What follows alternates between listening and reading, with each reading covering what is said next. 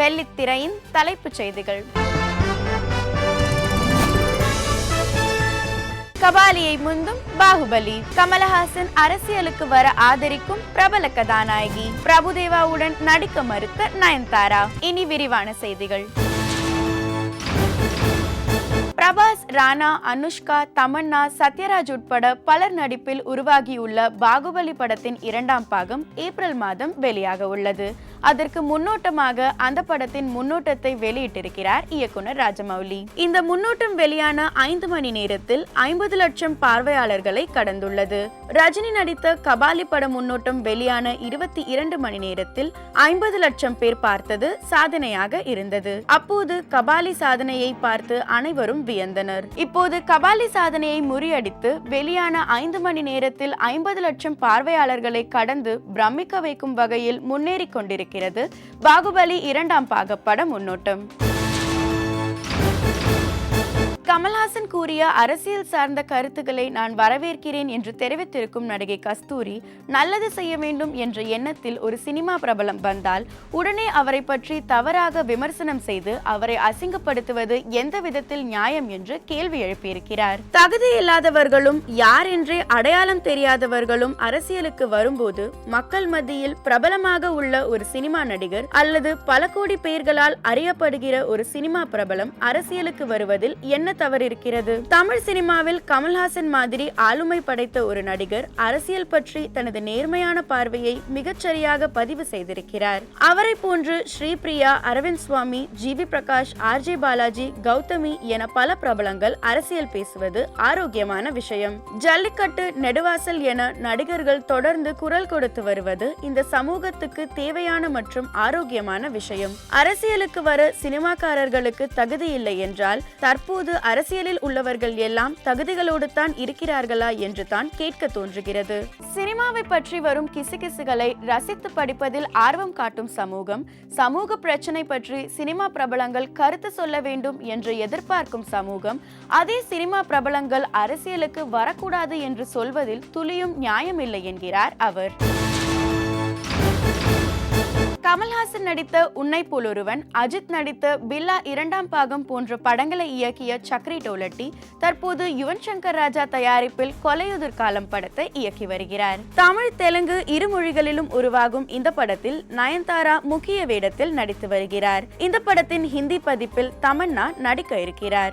3 மொழிகளிலும் பிரபுதேவாவை வில்லனாக நடிக்க வைக்க விரும்பிய இயக்குனர் சக்ரி டோலட்டி அது குறித்து நயன்தாராவிடம் ஆலோசித்த போது அரை மனதுடன் முதலில் சம்மதம் தெரிவித்தார் நயன்தாரா. அதற்கு பிறகு அது குறித்து நீண்ட ஆலோசனை செய்த நயன்தாரா இறுதியில் அந்த படத்தின் இயக்குனரை அழைத்து அந்த பாத்திரத்திற்கு பிரபுதேவா வேண்டாம், வேற யாரையாவது ஒப்பந்தம் செய்யுங்கள் என்று கூறிவிட்டாராம். அவரது இந்த மனமாற்றத்திற்கு யார் காரணம் என்று தெரியாமல் பெரும் குழப்பத்தில் இருக்கிறாராம் இந்த படத்தின் இயக்குனர் சக்ரி டோலட்டி.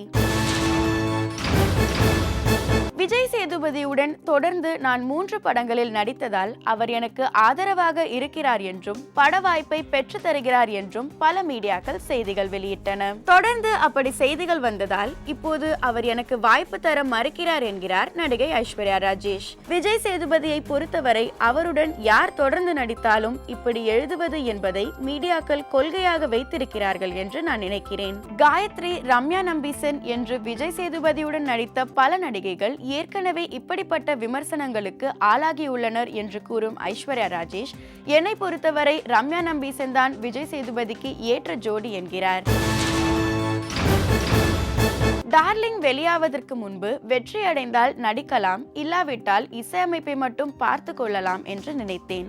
அந்த படம் வெற்றி பெற்றதை தொடர்ந்து பல பட வாய்ப்புகள் வந்தன. அதனால்தான் நடிக்க தொடங்கினேன் என்கிறார் ஜிவி பிரகாஷ். தற்போது 12 படங்களில் நடித்து வரும் ஜிவி பிரகாஷ் தனது படங்களுக்கு இளையராஜா, AR ரஹ்மான் போன்ற பிரபலமான இசையமைப்பாளர்கள் இசையமைப்பதால் பெரும் மகிழ்ச்சியில் இருக்கிறார். நடிப்பில் கவனம் செலுத்த வேண்டியிருப்பதால் முன்பு இருந்த அளவுக்கு இசைக்கு நேரம் ஒதுக்க முடியவில்லை என்றாலும் அதற்காக இசையை நான் விட்டுவிடவில்லை. இசையமைப்பாளராகத்தான் அறிமுகமானேன் என்பதால் அந்த இசை எனக்குள் அப்படியேத்தான் இருக்கிறது என்கிறார் GV Prakash. Harvest moon pictures பட நிறுவனம் சார்பில் டாக்டர் கே பாலகுமாரன் தயாரிக்கும் படம் முந்தல் 250 படங்களில் ஸ்டண்ட் கலைஞராகவும் பல படங்களில் ஸ்டண்ட் இயக்குனராகவும் பணியாற்றிய ஸ்டண்ட் ஜெயந்த் இந்த படத்தின் மூலம் இயக்குனராகிறார். இந்த படத்தில் அப்பு கிருஷ்ணா என்ற புதுமுகம் நாயகனாக நடிக்க, நாயகியாக முக்ஷா நடித்துள்ளார். இவர்களுடன் நிழல்கள் ரவி, நான் கடவுள் ராஜேந்திரன், அழகு, மகாநதி சங்கர், போண்டாமணி, வெங்கல்ராவ் உள்பட பலர் நடிக்க, ரிஷா ஒரு பாடலுக்கு கவர்ச்சி நடனம் ஆடியிருக்கிறார். Kerala, குலுமணாலி, Andaman, Bangkok, Cambodia, Vietnam போன்ற பல இடங்களில் இந்த படம் படமாகியுள்ளது. கம்போடியாவில் உள்ள சிவபெருமாள் கோவிலில் இந்த படத்திற்காக சண்டை காட்சி ஒன்றும் படமாக்கப்பட்டுள்ளது. வெற்றிக்கு திறமை, உழைப்பு காரணமாக இருந்தாலும் சென்டிமெண்ட் பார்ப்பதில் சிலருக்கு ஆர்வம் அதிகமாக இருக்கும். அதில் அஜித் வியாழக்கிழமை சென்டிமெண்ட் பார்ப்பவராக இருக்கிறார். புது படத்தில் நடிக்க கதை கேட்பது, ஒப்பந்தத்தில் கையெழுத்திடுவது, படத்துக்கு பூஜை போடுவது, ஃபர்ஸ்ட் லுக் வெளியிடுவது, டீசர் வெளியிடுவது, படத்தை ரிலீஸ் செய்வது என எல்லா விஷயங்களையும் வியாழக்கிழமை அன்றுதான் செய்கிறார் அஜித். விவேகம் படத்தின் ஒவ்வொரு ஷெட்யூல் படப்பிடிப்பையும் கூட வியாழக்கிழமை அன்றுதான் தொடங்க வேண்டும் என்று இயக்குனர் சிவாவிடம் சொல்லி இருந்தாராம். அதன்படி விவேகம் படத்தின் கடைசி கட்ட படப்பிடிப்புக்காக பல்கேரியா சென்றுள்ள படக்குழு கடந்த வியாழன் அன்றுதான் படப்பிடிப்பை துவங்கியுள்ளது. மலையாளத்தில் அறிமுகமாகி தமிழ், தெலுங்கு என இரு மொழிகளிலும் முன்னணி நடிகையாக இருக்கும் நடிகை கீர்த்தி சுரேஷ் இந்த சினிமா துறைக்கு வர தனது தந்தையின் தடைகளை உடைத்திருக்கிறார். கீர்த்தியின் தந்தை சுரேஷ் மலையாளத்தில் பல படங்களை தயாரித்தவர். மகளை தன் படங்களில் குழந்தை நட்சத்திரமாக நடிக்க வைத்து அழகு பார்த்தவர். குமரியான பின்பு நடிப்பதற்கு தடை விதித்திருக்கிறார். சிறு வயதிலிருந்தே நடிப்பு மீது ஆர்வம் கொண்ட கீர்த்தி சுரேஷ் தந்தையின் மனதை மாற்ற தினம் கோவிலுக்கு சென்று தேங்காய் உடைப்பதை வழக்கமாக வைத்திருக்கிறார். இந்த தகவலை அறிந்த கீர்த்தியின் தாய் மேனகா தனது மகளின் வேண்டுதலை கணவரிடம் எடுத்து சொல்லி அவளின் நம்பிக்கை வெற்றி பெற உதவுங்கள் என்று வேண்டுகோள் வைத்திருக்கிறார். சில நிபந்தனைகளுடன் கீர்த்தி நடிப்பதற்கு சம்மதித்திருக்கிறார் அவரின் தந்தை சுரேஷ். தேங்காய் உடைத்து தந்தையின் தடையை உடைத்த கீர்த்தியின் செயல் பற்றி ஒரு நிகழ்ச்சியில் பகிர்ந்து கொண்டார் கீர்த்தியின் தாய் மேனகா. அடுத்து வருவது இயக்குனரும் நடிகருமான சித்ரா லட்சுமணன் அவர்கள் வழங்கும் அந்த நாள் ஞாபகம்.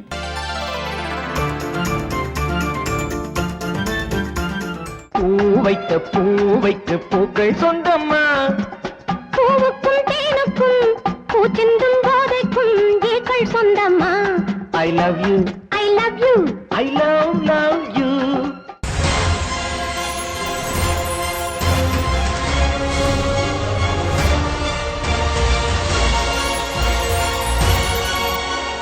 ஜானகியுடைய மாமாவோடு பேசிய போதுதான் அவருடைய சுயரூபம் என்னவென்று அந்த வக்கீலுக்கு புரிந்தது.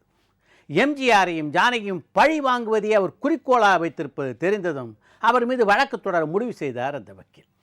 இதற்கிடையிலே ஜெமினியிலே பணியாற்றி கொண்டிருந்த தனது உறவினர் ஒருவருடைய உதவியுடன் ஜெமினி அதிபர் SS வாசன் அவர்களை சந்தித்த ஜானகி தன்னுடைய வாழ்க்கை பிரச்சனையை பற்றி முழுவதுமாக அவருக்கு எடுத்துச் சொன்னார்.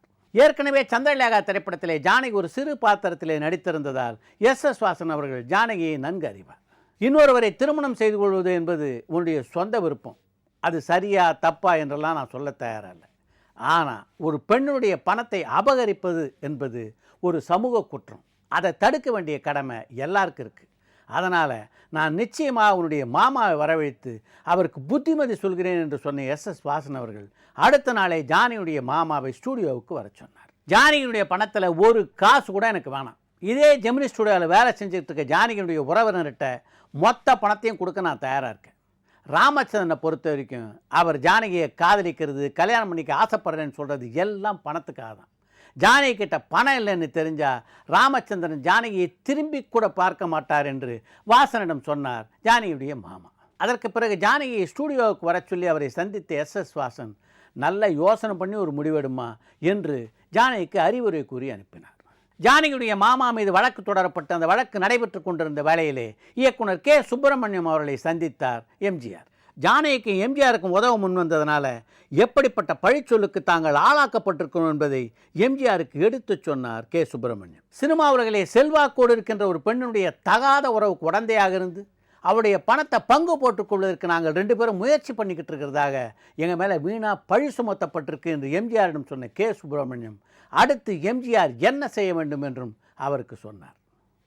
இந்த வழக்கு முடிஞ்சு சட்டப்பூர்வமாக ஜானகியை திருமணம் செய்து கொள்கின்ற வரையில் இந்த வீட்டுக்கு வந்து நீங்கள் ஜானகியை சந்திக்கவே கூடாது என்று அவர் சொன்னதை அப்படியே ஏற்றுக்கொண்டார் எம்ஜிஆர். ஜானகியை அழைத்து கொண்டு கே சுப்பிரமணியம் ரிக்ஷாவிலே நீதிமன்றத்துக்கு சென்ற போதெல்லாம் வழியிலே சில காலிகளை நிறுத்தி அவர்களை பார்த்து தரக்குறைவான வார்த்தைகளை பேச வைத்தார் ஜானகியுடைய மாமா. ஜானகியுடைய மாமா எந்த அளவு நாணயமில்லாதவர் என்பதை நீதிமன்றத்திலே நிரூபித்தால்தான் ஜானகியோடு அவர் போட்டுக்கொண்டதாக சொல்லப்படுகின்ற ஒப்பந்தம் போலியானது என்பதை அந்த நீதிமன்றத்திலே நிரூபிக்க முடியும் என்ற ஒரு சூழ்நிலை ஒரு காலகட்டத்திலே உருவானது. ஜானகியுடைய பணத்தை ஜெமினி ஸ்டுடியோவிலே பணியாற்றி கொண்டிருந்த அவரது உறவினரிடம் கொடுத்து விடுவதாக சொன்ன ஜானகியின் மாமா கொடுப்பது போல் கொடுத்து விட்டு அந்த பணத்தை வாங்கி சென்று விட்ட விஷயத்தை அந்த நீதிமன்றத்திலே சக்க சாட்சிகளோடு நிரூபித்தால் நிச்சயமாக அந்த வழக்கிலே அது ஜானகிக்கு சாதகமாக அமையும். ஆனால் அதை நிரூபிக்க வேண்டுமென்றால் ஜெமினி அதிபரான SS வாசன் அவர்கள் கூண்டில் ஏறி சாட்சி சொல்லியாக வேண்டும். ஒரு நடிகனுடைய சொந்த பிரச்சனைக்காக அவ்வளோ பெரிய ஸ்டூடியோ அதிபர் நீதிமன்றத்துக்கு வந்து சாட்சி சொல்லுவாரா என்ற சந்தேகம் எல்லோருக்கும் இருந்த போதிலும் ஏதோ ஒரு நம்பிக்கையில் நீங்கள் நீதிமன்றத்துக்கு வந்து சாட்சி சொல்ல முடியுமா என்று அவரை நேரில் பார்த்து கேட்பதற்காக ஜெமினி ஸ்டுடியோவுக்கு ஜானகியும் அவரது தந்தையும் சென்றனர். அவள் சொன்னதை கேட்ட அடுத்த நிமிடமே நான் தாராளமாக வர தயார் என்றார் SS வாசன். அவர் இப்படி சொல்வார்னு ஜானகியோ அவர் தந்தையோ எதிர்பார்க்கவே இல்லை. அவர் தாராளமாக வருகிறேன் என்று சொல்லிவிட்டாலும் நீதிமன்றத்துக்கு வந்தால் அவர் எப்படிப்பட்ட பிரச்சனைகளை எல்லாம் சந்திக்க வேண்டும் என்பதை அவருக்கு சொல்ல வேண்டியது தனது தார்மீக கடமை என்று நினைத்த ராஜகோபாலையர் முழுமையாக அதை பற்றி அவருக்கு எடுத்து சொன்னார். ஜானகியை கூண்டிலே நிற்க வைத்து மிகவும் கேவலமான கேள்விகளை எல்லாம் அவரை பார்த்து கேட்டார். அங்கே இருக்கிற சில வக்கீல்கள்கிட்ட மரியாதையை எதிர்பார்க்க முடியல. நீங்கள் நீதிமன்றத்துக்கு வரும்போது உங்களை பார்த்தும் அவர்கள் அப்படிப்பட்ட கேள்விகளை கேட்கலாம். அதனால் நீங்கள் ஒரு முறைக்கு இருமுறை யோசித்து நீதிமன்றத்துக்கு வருவது பற்றி முடிவெடுங்கள் என்று அவரை பார்த்து சொன்னார் ஜானகியினுடைய தந்தை. ஜானகியின் பணத்தை மிகவும் தந்திரமாக அபகரித்திருக்கிறார்கள். அதை நீதிமன்றத்தில் சொல்லாமல் நான் வேற எங்கே சொல்கிறது என்று ஜானகியினுடைய தந்தையை பார்த்து கேட்ட SS வாசன் அவர்கள் தங்களுடைய தவறுகளை மறைப்பதற்காக குற்றவாளிகள் சில தந்திரங்களை செய்யத்தான் செய்வாங்க, அதுக்கெல்லாம் பயந்து ஆகுமா என்று அவரிடம் கேட்டது மட்டுமின்றி தைரியமாக கூண்டில் ஏறி தனது சாட்சியத்தை பதிவு செய்தார். அந்த வழக்கிலே ஜானகிக்கு ஆதரவாக தீர்ப்பு வந்ததற்கு SS வாசனுடைய சாட்சி மிகவும் முக்கியமான ஒன்றாக அமைந்தது. இந்த காலகட்டத்திலே மந்திரி குமாரி என்ற திரைப்படத்திலே கதாநாயகன் நடிக்கக்கூடிய வாய்ப்பு எம்ஜிஆருக்கு கிடைத்தது. ஆனால் அந்த வாய்ப்பு ஏற்று கதாநாயகனாக நடிப்பதற்கு முன்னாலே எண்ணற்ற போராட்டங்களை அவர் சந்திக்க வேண்டி வந்தது. அந்த போராட்டங்கள் என்னென்ன, அவைகளை எம்ஜிஆர் எப்படி சந்தித்தார் என்பதை திங்கட்கிழமை வெள்ளித்திரையிலே பார்ப்போம். அடுத்து வருவது ஒரு வரி செய்திகள்.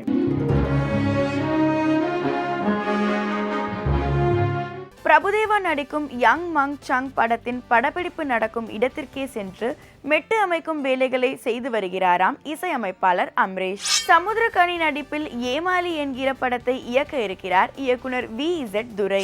அடுத்த மாத துவக்கத்தில் லண்டன் மற்றும் அமெரிக்காவுக்கு செல்ல இருக்கிறது விஜயின் 61வது படக்குழு. பாபி சிம்மா நடிக்கும் திருட்டு பயலே 2ஆம் பாகத்தின் உச்சக்கட்ட காட்சி நியூசிலாந்து நாட்டில் நடைபெற இருக்கிறதாம். நான் மகாநல்ல படத்தின் 2ஆம் பாகத்தை இயக்கி வருகிறார் இயக்குனர் சுசீந்திரன். கன்னடத்தில் புனித் ராஜ்குமார் ஜோடியாக ஒரு படத்தில் நடித்து வருகிறார் நடிகை பிரியா ஆனந்த். பவன் கல்யாண் நடித்துள்ள காட்டமராயுடு தெலுங்கு படம் இந்த மாதம் இறுதியில் வெளிவர இருக்கிறது. யோகா கலையை மக்களிடம் கொண்டு செல்ல வேண்டும் என்பதில் ஆர்வமாக இருக்கிறேன் என்கிறார் நடிகை கௌதமி. பாலியல் பற்றிய விழிப்புணர்வு அனைவருக்கும் வர வேண்டும் என்கிறார் நடிகை சஞ்சிதா ஷெட்டி. 9வது வகுப்பு படிக்கும் நடிகை பானுப்பிரியாவின் மகள் அபிநயாவுக்கு நடனத்தில் அதிக ஆர்வம் இருக்கிறதாம். அடுத்து வருவது ரகசியம்.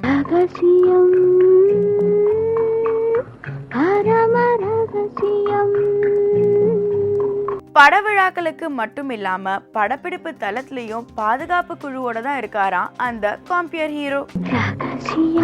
மணக்கும் காமெடி நடிகரோட 2 படங்கள்ல ஜோடியா நடிச்ச அந்த நடிகை மறுபடியும் உங்க படத்துல நடிக்க வாய்ப்பு கொடுங்கன்னு தினமும் நச்சரிக்கிறாராம்.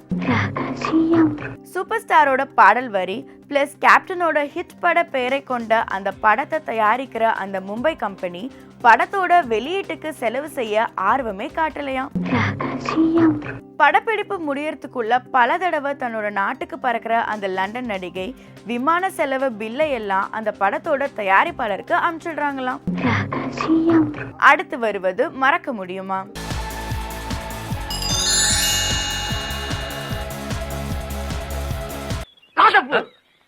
யாரு இந்த ராஜகுமாரிய மெய்காப்பா? நான் எங்க வரைக்கும் ஒரு காக்கா, குருவி, கொசு, கோழி, கால்ரா, மலேரியா, சிங்கப்பூர், பாக்டீரியா எதுவுமே உன்னை தொடர மாட்டேன். மிக கொடூரமானவன். அது எனக்கு தெரியும். இப்ப நான் என் அத்தை வீட்டுக்கு போகணும். வடக்க போனா பணக்கார அத்தை வீடு, தெக்க போனா ஏழை அத்தை வீடு. எந்த வீடு போனா? ஓஹோ, அப்படின்னா ஏழை அத்தை வீடு. ஏய் சுப்பிரமணி, வேட்டி அவுந்துட்டே இருக்கற. சீக்கிரமா பொண்ணு கூட்டிட்டு வா. மாப்பிள்ளனா அப்படி தான இருக்கும். அக்கா, சீக்கிரம் பொண்ணு அனுப்பி வை. இவன் ரொம்ப அவசரப்படுறான். டேய் இருடா, இப்பதான் பூ வெச்சிட்டு இருக்க. டேய், மாப்பிளைக்கு என்ன பேர் வைக்கிறது? அக்காவே கேட்டுவான். அக்கா, மாப்பிளைக்கு என்ன பேர் வைக்கிறது? எனக்கு பிடிச்ச ஒரே பேரு என் மாமன் பேரு தான். அப்ப நீதான் ராஜகுமாரன். சரி, பொண்ணு பேர் என்ன? அக்கா, பொண்ணு பேர் என்ன? போங்கடா, என் பெரிய நான் எப்படிடா சொல்றது? அப்ப பொண்ணு பேர் வைதேகி.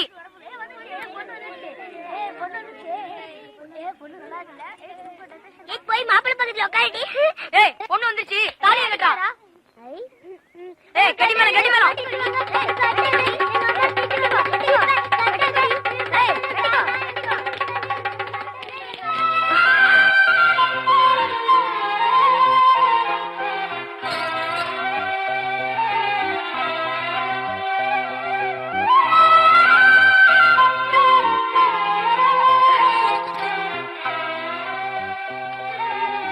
மாமா, அத்தை அவங்க இல்ல.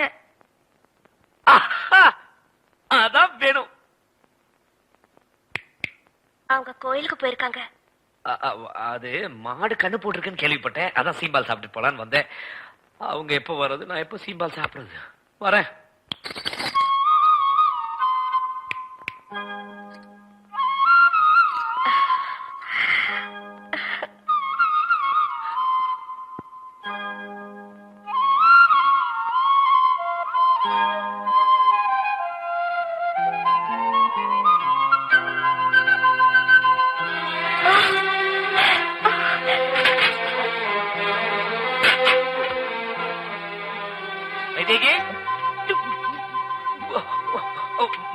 மாமா, அத்தை அப்பல எப்ப வந்தீங்க? என்ன செய்றீங்க? அதாவது வீராசாமி கண்ணுக்குட்டி போட்டதா மாடு வந்து சொல்லுச்சு. அதான் இந்த சீம்பாலுக்காக. வீராசாமி கண்ணுக்குட்டி போட்டுச்சா? என்ன சொல்றீங்க? அதாவது மாடு கண்ணு போட்டுச்சு. சீம்பால் சாப்பிடுறது தப்பா? ஏங்க மாப்பிள, அதுல தப்பே இல்ல. இது உங்க வீடு மாதிரி. உங்களுக்கு இல்லாத உரிமையா? நீங்க எப்ப வேணா வாங்க, எது வேணா சாப்பிடுங்க. நான் உட்கார்ந்து சாப்பிடுங்க. இல்ல, சாப்பிட்டு முடிச்சிட்டேன். நான் வரேன். அடுத்து வருவது பயோடேட்டா.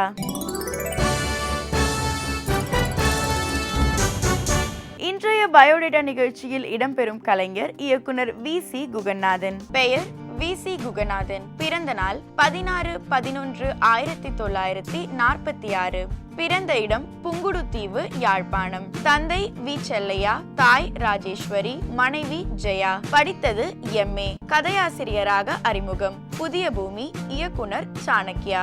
இயக்குனராக அறிமுகம். மஞ்சள் முகமே வருக. தயாரிப்பாளர் C.S. கிருஷ்ணமூர்த்தி. இயக்கிய படங்கள் 48, தயாரித்த படங்கள் 51, கதை வசனம் எழுதிய படங்கள் 250. இத்துடன் ராஜ் டிவியின் வெள்ளித்திரை நிகழ்ச்சி நிறைவு பெறுகிறது. திங்கள் முதல் சனிக்கிழமை வரை தினமும் மாலை 5:30 மணிக்கு வெள்ளித்திரை நிகழ்ச்சியை காணலாம். நன்றி, வணக்கம்.